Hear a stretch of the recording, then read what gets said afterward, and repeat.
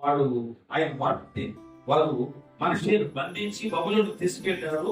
అప్పుడు శ్రమలో అతను దేవునికి మొరపెట్టాడు. వారు మనసు నుండి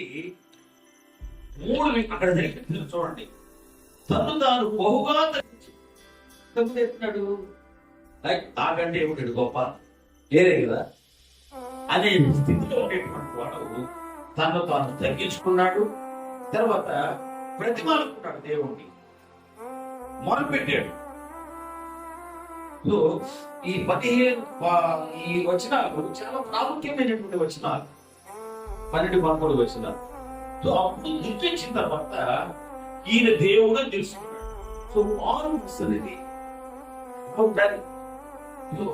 మారు మనసు అనేటువంటి వైవిధ్యం కట్టాలి. మన వ్యక్తిగత జీవితంలో చూడండి, చాలా సార్లు మన ఇష్టానుసారంగా మనం సరిపోతున్నాము. దేవుడి గురించి ఆలోచించే ఏదైనా ఒక కష్టమో ఒక బాధో మనం పరిష్కరించుకోలేని సమస్య మన మీదకి వచ్చినప్పుడు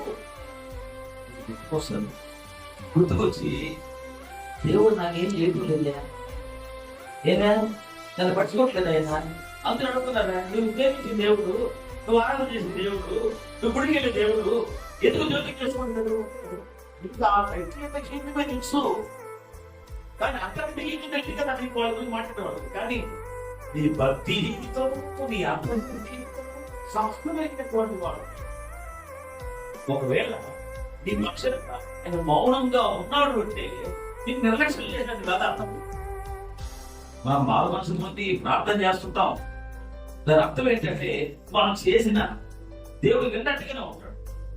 నీకు వచ్చిన పదాన్ని లాభం తెచ్చిపెట్టిన